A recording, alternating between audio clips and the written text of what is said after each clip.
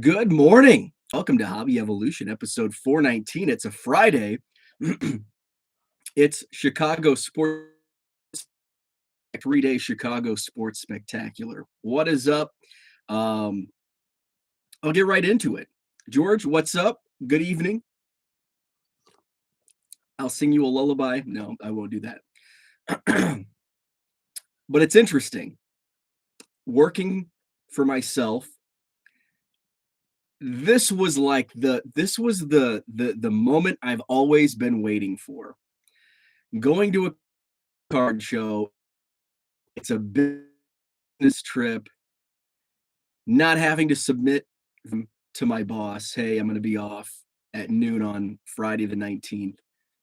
Not having to get everything prepared in the days leading up to it. But it's kinda like Christmas. It's Christmas. So right now we're in the early stages of the holiday season where everything it's like, "Oh, Christmas is coming, happy days." And then Christmas comes, and then Christmas Day is like, well, here we are next year. And it's like, it's kind of almost like, man, we celebrated for 6 weeks. We watched Hallmark Christmas movies. We sang Christmas carols. And then here we are, and poof, it's done. Poof, it's over. And I'm kind of in that poof stage where it's like, poof. I said poof with an F, where it's like I'm working for myself all week. And usually, like if you're in an office job, it's like all week. I'm like getting prepared, like, ooh, Friday, I get to go to the card show on Friday, and I'm, you know, getting things prepared. And this week it's just been business as usual, shipping and listing and all that. And now it's like I'm glad the show doesn't start until this afternoon because I'm like, I didn't get anything prepared for the weekend. It's like last night, it's like, oh crap, I need to get my backpack out. I need to figure out what I'm taking, grab a couple loose boxes, and here we are. So it's kind of like that Christmas Day. Like, yes, I'm excited to go to the card show, but the excitement is different than when you're working in an office. And now this is way better than the alternative, but it's the excitement is lessened. So I noticed that this morning as I woke up and was brewing my coffee. It's like, you know what? It is a little different. There's not as much excitement to get out because every day I'm having fun. Where in the office, you're chained to a desk for 8 hours a day. And it's like, yes, I get to leave. I get to leave early. I get to go have fun. But I'm having fun every day. So and that's what it is. Like too much of a good thing. It's like that's why I need to find like an outside baseball card hobby to to still drive that excitement. Um, what's up, Brad? Good morning. Texas card dude in the house. Herman, good morning. George is kind of like opening a box of cards, then it's over. Yeah, it is. It's like there's so much excitement built up for this box of cards, and then and especially if it's like a kind of an underwhelming box, and it's like, oh man, I got all excited for this. There's George's lullaby from Brad. It's about the time, Brad. I'm usually about make it 15 to 20 minutes in before I'm lights out. Clear your schedule for Saturday evening, Brad. Zach is with us. Good morning. So yeah, so tomorrow night, Saturday night, hobby roundtable on 3B Collections channel, 7 p.m. Central. I'm like 50-50. In fact, right now I would put my odds at like 35-65 on whether or not I can check in. Ryan, good morning to you. Um, my plan for Saturday, I just get into Saturday night. Um, buddy that I'm meeting up with, um, he may go to our alma mater's basketball game at DePaul. So as much as I love college basketball, I have really no interest in, and I do want to see my alma mater because they beat Nebraska, and looks like they're gonna have a decent season. Um, but it's I'm like an early, like I'm not in. He went to, so we go to these shows together in Chicago, and he went to a White Sox game during the National, and Like, I was sound asleep. He gets back into the hotel room. I was sound asleep. And like the next day, I'm like, so what time was it that you got back? And he's like, oh, it was like 1 a.m. or 12:30. Game went extra innings. And I'm like, because I remember I think I was sitting at the hotel bar having a drink before I went up to the room, and I saw it was like going into extra. It was tied in the ninth inning or something. And I'm like, man, I'm glad, because I was like turning in. Like it, I was ready, like I'm going to bed and the game's still going. And it's like, and that's on the south side, and we're staying all the way out in Wheeling, which is a hike from the south side. And DePaul also plays down the Wintrust. I think it might be on the south side. It's like close to downtown.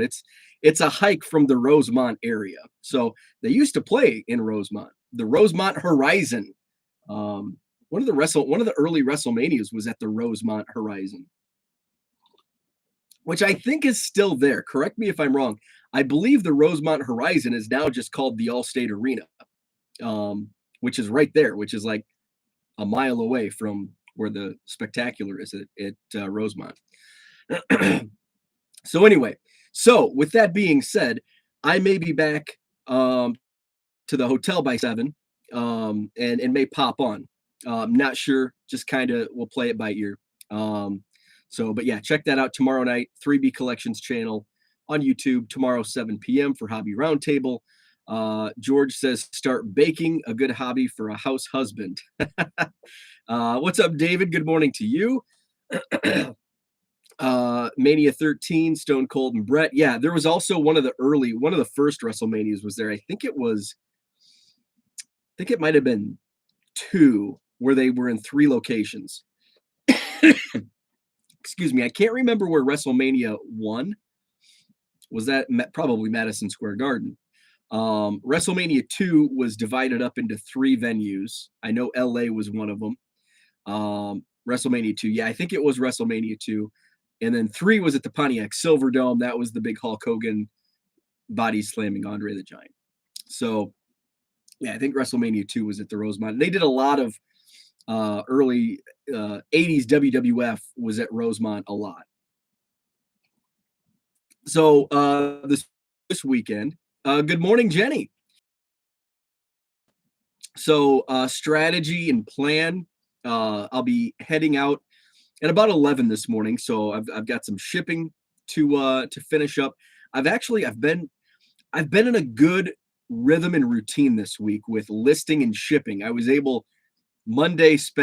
devoted Monday to listing 530 items in one day. And then Tuesday was devoted to, well, Tuesday I was really sick. So not really sick, but I felt like crap. So I just kind of intermittently shipped. So Tuesday was kind of a wasted day. Wednesday was my heavy ship day. And I also listed like 150 items on Wednesday. And Thursday, yesterday, I did a lot of shipping. And then today's travel day, so I'm just going to get caught up on shipping. So I found as long as I can stay on top of the shipping, I can kind of intertwine some listing and keep that going, because I'm happy with, just kind of on a side, I had this up earlier. My impressions are finally getting to like February numbers, which kind of sucks because I have twice as many listings as what I did, more than twice than what I did in February. But I've got I'm pushing 8 million impressions for the last 30 days. But that's on like I'm up to like 6,800 listings. In February, I was over 7 million impressions for the month, and I was on like 3,000 to 3,500 listings. So that's where we're at. But my sales are double, which over the last 30 days, I've been full time for the last 30 days. So that's like right on par to where I wanted to be in month 1. Actually, probably exceeds it a little bit. So after 30 days, I'm happy with where sales are at and tracking. Morning, Jenny. I'm not a smart man, Jenny, but I know what cards. Jenny says, good luck at the Chicago show. Would love to see some short video clips of the show. Yeah, I'll try to do that. I will say, what I'll have to do, they'll be delayed most likely because the cell reception inside the show in Chicago is absolutely horrendous. So bad that I can't even send photos. I can't even tweet photos most of the time. It's just absolutely terrible cell reception, data, whatever. So what I'll have to do is like just take video on my phone and then upload it when I get back to the hotel. Because yeah, I've wanted to do that. In fact, I did. I'll have to tweet out. I did a spectacular like live blog, and it's like, oh, this is going to be awesome. I'm gonna, track everything I do at the show, and I get to the show, and it has like zero receptions. 2 years ago, the last like big show, I think it was, or was that 18? I can't remember. But anyway, one of the November shows I went to, the spectacular. That's when I met Wilson Contreras in the Denny's parking lot. Um, so I hope that muted. Good morning, Diego. Does eBay show if you have a new buyer to see if you are reaching a new audience? Yes, actually it does. So I'll answer that question first. So I believe that's, am I in the right window? I think I'm gonna have to go to, yes, it does. And I'm gonna try to, okay. Buyer insights. So, my new buyers actually represent 80% of my sales. Actually, oh, nope, that's wrong. 85% of my sales. And then repeat buyers are 15%. So 15% repeat, 85%. I'd like to get that down a little bit. It's great to have new. I was in sales. I was in business development. So it's you really want to have new buyers, but you want to have that. You kind of want to get those numbers a little closer to bring it, bring back more repeat buyers. So yeah, 15% of my customers are repeat buyers, 85% are new buyers. Does it tell you how many times a repeat buyer has ordered from you for loyalty? No. I think I can probably drill down and do that. Um, I don't know. That would be, I'm sure there's a way. But yeah, a lot of times I can tell like, who, there's one buyer, and it's like when I do a bulk upload, so he's a great customer. They're all great customers. So today's plans, you track that via spreadsheet, you can pull that information. There's a way. In fact, it was actually easier with PayPal. It was easier to track that with PayPal, at least generating those reports. I don't play around with the reports too often, but it might be something I'll look into. While that stat surprises me, not a loyalty because people buy on need. It all depends on what you have for a store like yours. It is. It's very transient. eBay's very transient, and it's not. The number is higher than I would like, but I really don't think. I mean, I think a good target on repeat buyers for eBay would be like 20 to 25%, like max. It's a very transient customer base. People come in, especially my store, with what I have and where I'm priced at. It's like they see a deal, which does bring back repeat buyers. But it's a lot of, I mean, just look at the customer base, millions upon millions upon millions. They see something they want, and it's not like I have like a niche, like come to me for new product, because I don't buy, I only buy a little bit of new product. That's just not what I do. I buy collections with all sorts of things, and I just throw them in at low prices. So I don't really have like, that's my niche. My niche is cheap prices on volume, and it's a little bit of everything based on what I get on the cheap and flip. So that's my niche. I asked because I've gotten email messages from sellers who I bought from stating that new inventory was up. Okay, so what that is, that's like, did you sign up for that? Because you can send emails like as a seller. That's different from like, so the seller in those instances didn't have like a tracking like, okay, these are my repeat sellers. What they did was it's automated. So eBay does all that work. So you can go in, it's under marketing. Um, you can create coupons now, which I still, I think David might have been talking about that, or DR. Um, I have not done that. Let's see. There's I guess it's not in marketing. But there's a way, yes, to send out to your past customers in email what's new. You can send newsletters, so all that stuff. I wasn't sure if they could target me based on what I bought. Um, they basically, it's probably generic, and I mean they could. What they'll do is eBay has the list, and you say I want to send this to all my customers, and the seller could tailor it to what you have bought in the past, or they may just send out a generic. Can go either way. So today's plan, um, I'm going to head out at about 11, get some shipping done this morning, head out at 11. I'm meeting up with somebody I met at the Rockford Card Show last weekend for a potential bulk buy. I know he has some like color parallels, a box of color parallels and like hits that I'm going to look at. And then he's got like 5 monster boxes of just bulk, newer stuff that I may pick up for, half a penny a card, whatever, half a penny to a penny a card. So we'll see. So that's going to be around noonish. And it's a great halfway point because typically when I go to Rosemont's like 2 hours, a solid 2 hours drive for me. And usually I break it up like an hour in, a little over an hour in is the Oasis in Belvedere. So I stop at the Belvedere Oasis, get a water or a Gatorade or whatever, use the restroom, and then I'm on my way. It's like my halfway break. Now, I always do that. I think I get this from my parents. I don't know if everybody does this, but it's like the halfway point. Like we just even it's 2 hours. Like I've, you know, been on a bus for 9 hours traveling with the basketball team. Um, but like a 2 hour drive, I've got to break it up and have a halfway point.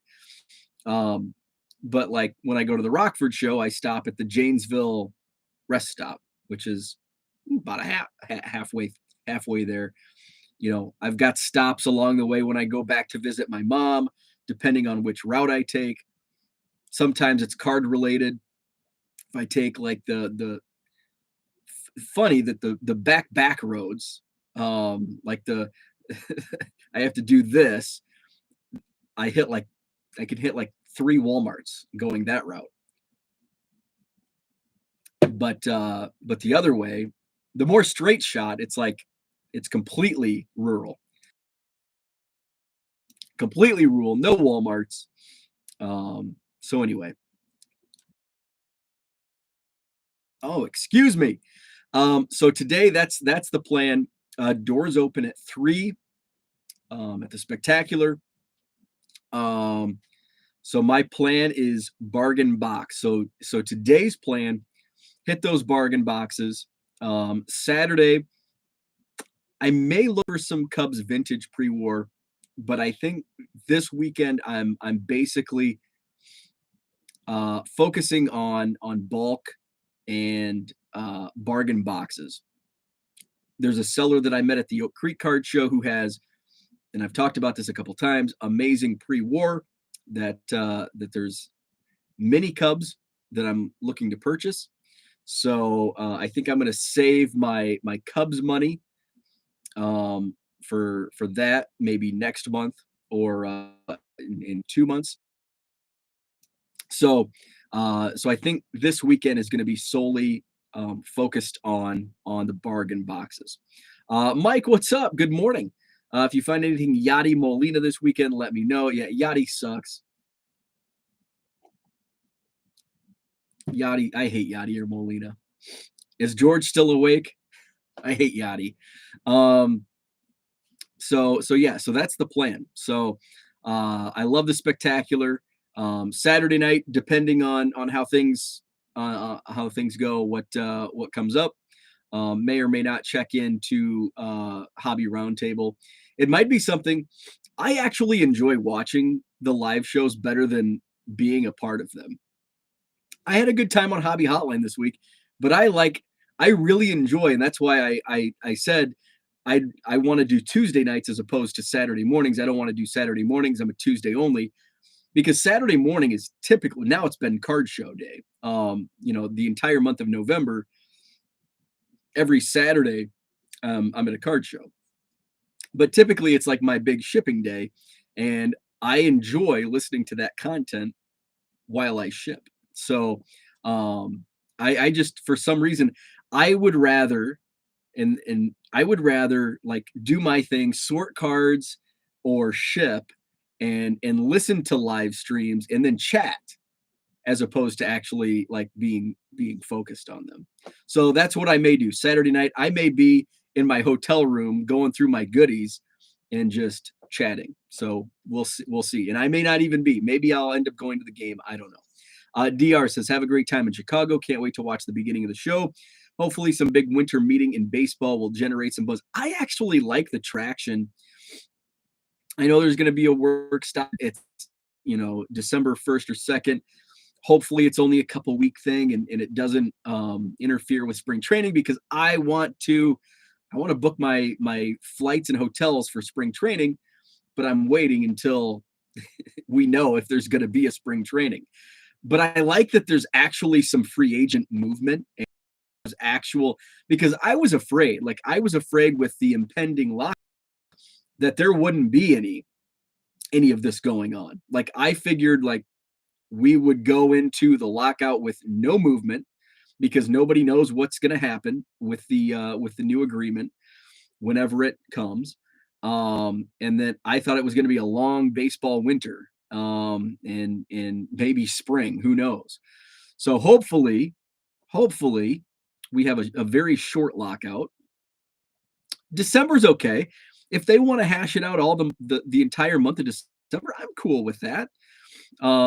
It's Christmas season. I'll be watching Hallmark Christmas movies.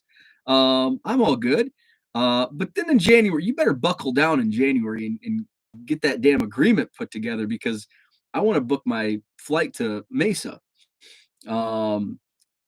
Because it's spring. I want to get the hell out of Wisconsin. Ricardo says, I'll be there today. Can't wait. Awesome. I will be there. They actually, they had so I looked into, oh, by the way, I looked into the VIP. And I think Ricardo, you may have commented at the end, no parking pass. So I think that's why I didn't even bother with the VIP because I don't do I think the freebies might've been a couple autographs. And so I only do the VIP for the parking pass. So that's why I never bothered because I'm like, well, the VIP, I should have got the VIP because I'm always on top of that. But that's why no parking pass. That was the deal breaker. So VIP definitely not worth it. Yeah. So where was I going with that? Oh, so I did notice they have an early arrival ticket. Like for $25, you can get in the door today at 1, which I would find that worth it because I don't know, it's 10 or $15 for regular admission. You get a 2-hour head start. I would do that for today. But I've got other things going on. It's like, I'm good. I'll save 10 or $15 on bargain boxes and wait the 2 hours. Cause I think the doors open at 3 for the regular peons like me. VIP definitely not worth it unless you hit a good free auto. Okay, gotcha. Early arrival was a deal. Yeah, because I think did they raise general admission to 15 this year? I can't remember. But it's just like now I've got to figure out got to make sure I get my iPass because my wife used it last. I forgot it going to the show last weekend, so I've got to go online and pay my tolls. Hey, the good thing is though about tolls, I don't know if I mentioned this, but they don't fine you anymore. It used to be back in the day.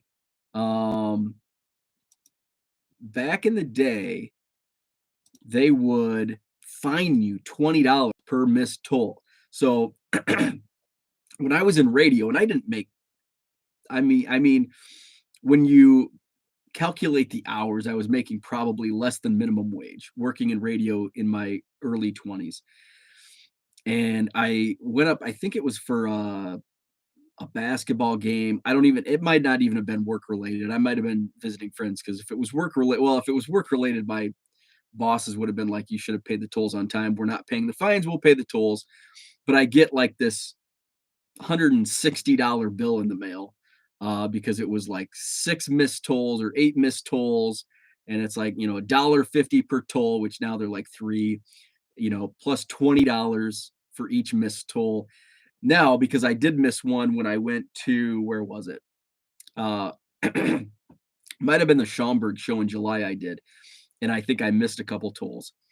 And I didn't bring my iPass. And it was only like the bill was like $8 or whatever. And I'm like, oh, this is good. They didn't fine me $20 a pop. So was happy about that.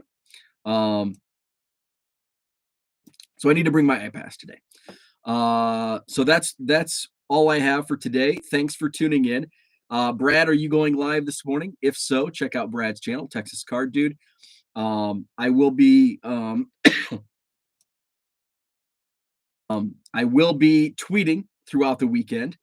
I'll be tweeting, and Jenny, I'll try to take some video and get that uploaded at some point. So follow me along on Twitter at 1 million Cubs. Brad is going live. Check him out, Texas Card Dude. Have a great weekend. And again, I will be not going live tomorrow or Sunday, but I'll review. I'll talk about everything on Monday morning, 7 a.m. right here on Hobby Evolution. So have a great weekend, and we'll see you Monday.